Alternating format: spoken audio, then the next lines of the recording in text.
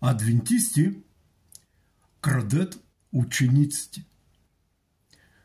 Тия думи аз съм ги чувал още от начало на увярването ми, когато аз даже не знаех, че има толкова много църкви, освен православна, католическа.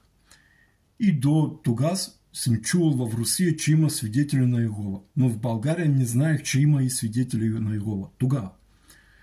И аз бях в 50-на църква. И един брат, говорейки с други хора, аз съвсем случайно чух с моето ухо, че той говори, че има такива хора, които ходят по църкви и крадат учениците. Обаче аз си тръгвах и ходих по улицата и си мислех, как така? Кои са тия хора, че ходят по църквите и че и крадат учениците на други църкви? И в църква трябва да има учениците ли? Зададох си въпроса. Как така? Какви ученици? Нали?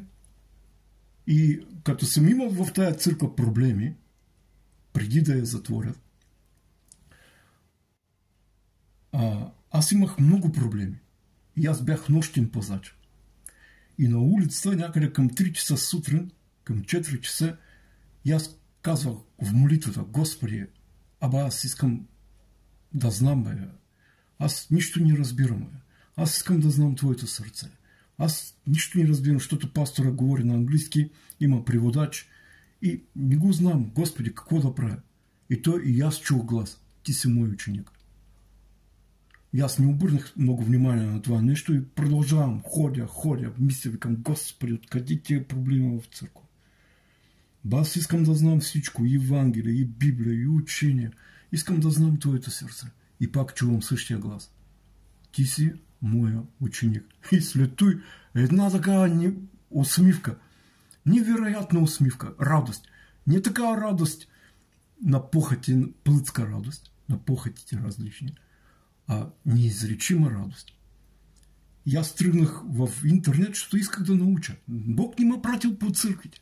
Аз после разбрах, че има толкова много църкви. И адвентисти, тяхната политика, да крадат чужди ученици. Ходят по църквите и крадат. И имат оръжие. Те не търсят отговори от Бога, адвентистите.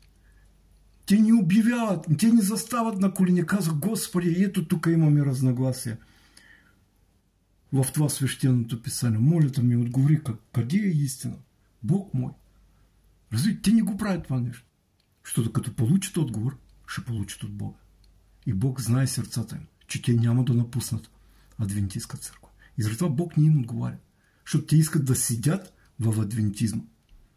Но ако човек готов да излезе на тесен път, Бог ще му отговори, не Евгений Михов. А Бог ще му отговори и ще му покаже откровение, ведение. Човека с окото си ще види. С ухото ще чуе всичко. Както и аз на времето. И виждал съм, и съм чувал невероятни неща. А адвентист няма да остави адвентизма никога, защото там има слава тяхната. Нали? Тишина, кротост. Това е правилно всичко.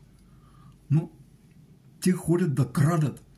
Те не постят за тези хора. Те не се молят за тези хора. Те постят и се молят, но неправилния пост го правят адвентисти. И тяхните проблеми от над 100 години, и вие сте последни, може би даже, вашето поколение.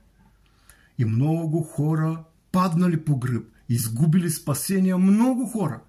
И дори от адвентисти. Аз тук лично познавам човек, адвентист, който говорил адвентистски неща и най-накрая се обеси.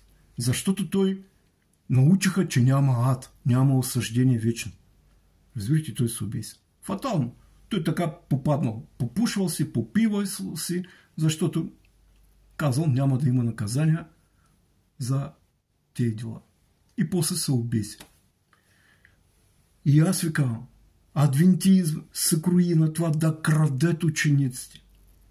А ви не спорите с тях. Нямате нужда да спорите. След разговора отиди в къщи, стани на колени и взывай към Господа. Господи, отговори ти. Господи, нали трябва да чувам глас Твой, Господи?